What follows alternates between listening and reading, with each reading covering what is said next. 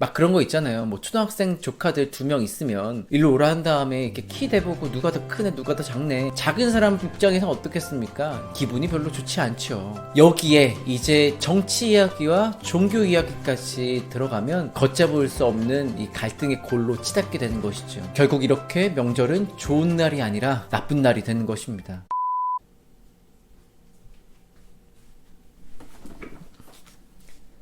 안녕하세요. 김홍주 신부입니다. 여러분 너무나 반갑습니다. 네, 오늘부터 설 연휴 기간 시작이죠. 여러분들 기분이 어떠십니까? 물론 좋다고 말씀하시는 분도 계시겠지만 아니라고 하시는 분도 좀 있는 것 같습니다. 제가 주변에 이렇게 여쭤보니까 말이죠. 게다가 이번 명절 같은 경우는 이제 5인 이상 집합금지 때문에 가족들이 합법적으로 모일 수가 없잖아요. 그쵸? 그런데 여기서 우리가 함께 생각해 보아야 할 지점이 있습니다. 사실 이 명절 같은 경우는 우리를 위한 시간이잖아요. 그쵸? 우리가 기쁘기 위해서 있는 시간인데 왜 시간이 지날수록 이 명절 스트레스가 심해지는지에 대해서 한 번쯤은 생각해 봤으면 좋겠다는 그런 마음이 들었습니다. 우리가 명절 스트레스를 받는 이유는 인터넷을 조금만 찾아봐도 관련된 설문조사는 금방 나오거든요. 그리고 그 사유들도 사실 엄청나게 특별한 이유가 아닙니다. 우리들의 일상에서 일어날 법한 일이죠. 그런데 하필 왜 이때 명절 때 더 그런 사유들이 부각이 되고 또 우리에게 더 큰 스트레스가 되는지 이 부분에 대해서 함께 좀 이야기를 나눠봤으면 좋겠습니다. 비록 저는 결혼하지 않아서 가정이 없지만 그래도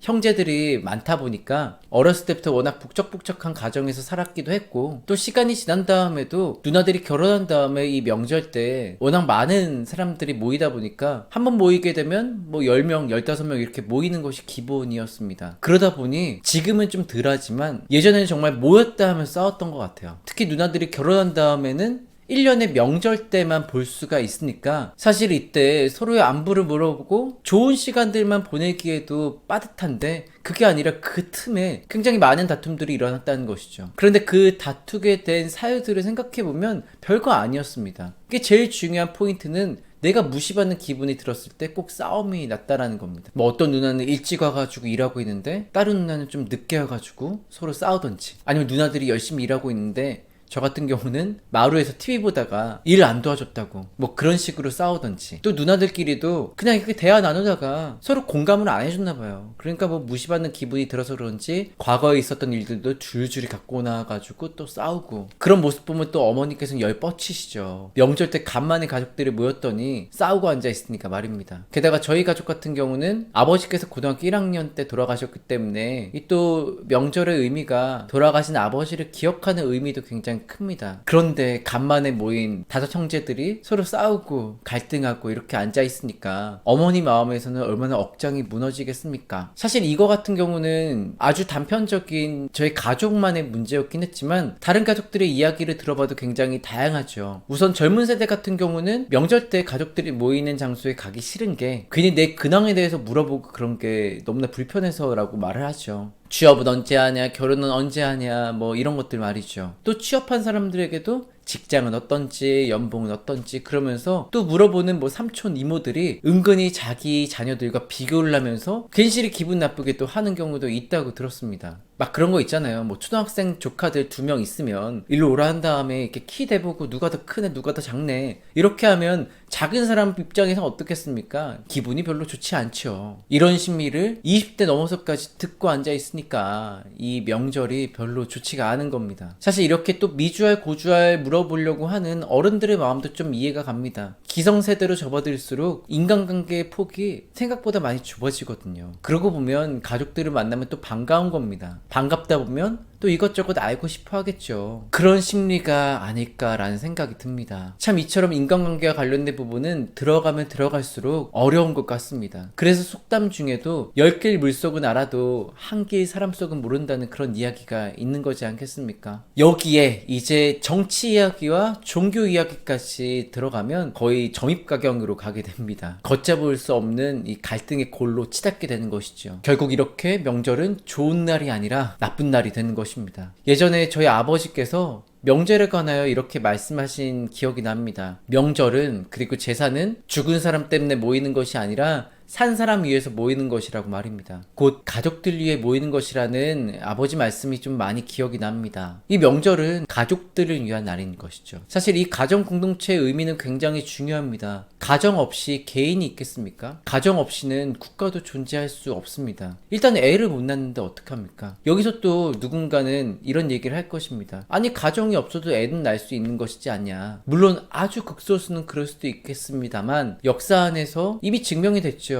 가정 공동체를 중심으로 사회 공동체가 형성이 되는 게 그게 역사 안에서 이루어진 진리입니다. 가정이 필요 없었다면 이미 사회는 그러한 형태로 애당초 형성이 되었겠죠. 하지만 그렇지 않잖아요. 사회의 기본 단위가 가정임은 분명합니다. 가정 없이는 국가도 없는 것이죠. 그래서 우리 가톨릭 교회는 심지어 가정 공동체를 작은 교회라고 말하기까지 합니다. 예수님께서도 가정 안에서 태어나셨죠. 그리고 부모님께 순종하셨습니다. 반대로 부모님께서도 육체적인 자녀였던 예수님께 정말 열과 성을 다해서 키우셨죠. 가정 공동체는 그런 의미입니다. 우리가 태어난 곳, 그리고 우리가 자란 곳이죠. 내가 육체적으로 또 정신적으로 약했을 때 나를 부모님께서 키워주신 공동체입니다. 그만큼 소중한 곳이라고 할 수 있죠. 사랑의 근원이라고 할 수가 있습니다. 그런데 그 공동체를 내가 불편하다고, 피곤하다고 그렇게 등 돌리는 것은 인간적인 도덕과 윤리에도 좀 맞지 않는 것 같습니다. 예수님께서도 성모님께 결국 어떻게 하셨죠? 이분이 내 어머니이다 라고 지자들에게 말씀하시면서 성모님을 향한 사랑을 드러내셨죠. 구약에서도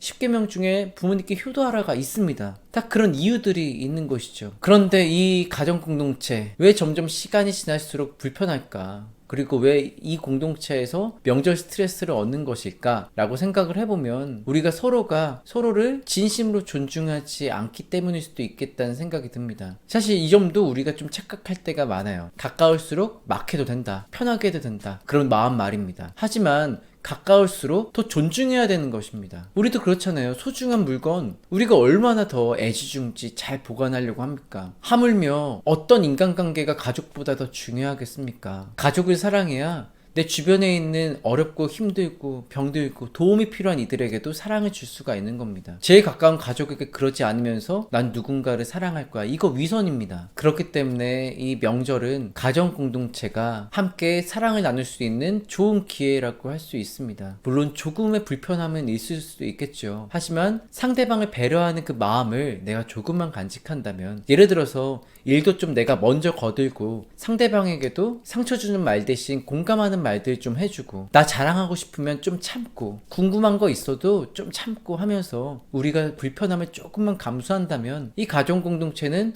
어느 것보다 편한 것이 될 수가 있을 것입니다. 그러고 나면 그 사랑이 넘쳐 흘러서 이제 우리 주위에 있는 어렵고 힘든 이들을 향할 수가 있을 것이고, 그렇게 이 사회 안에서 서로가 사랑을 나눌 수가 있는 것이죠. 그 기본이 되는 것이 바로 가정 공동체라고 할 수가 있습니다. 그리고 이 명절은 가족 간의 사랑을 나눌 수 있는 가장 절호의 기회라고 할 수가 있는 것이죠. 1년에 몇 번 안 되잖아요. 그쵸? 게다가 이번 설 같은 경우는 만나고 싶어도 못 만나지 않습니까? 그렇기 때문에 이 가족이 얼마나 소중한지에 대해서 한번 좀 느껴보고, 아, 다음 명절 때는 내가 누군가에게 스트레스 주지 말고, 또 나도 너무 큰 스트레스 받아가지고 짜증내지 않고 서로를 배려하면서 그렇게 사랑을 나눌 수 있는 정말 좋은 시기가 될 수 있도록 준비하는 그런 의미의 설날이 될 수 있었으면 좋겠습니다. 이번 설날은 기왕 이렇게 됐으니까 내가 속한 가정 공동체 혹은 내가 속한 삶의 자리에서 또 푹 쉬시기도 하시고 좋은 시간 보내셨다가 하반기 때 오는 추석 때는 정말 많은 분들이 모여서 함께 사랑을 나눌 수 있는, 나를 내어주는 그리스도의 사랑을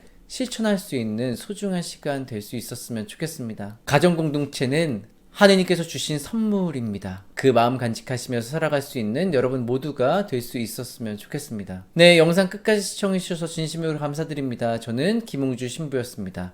여러분 사랑합니다.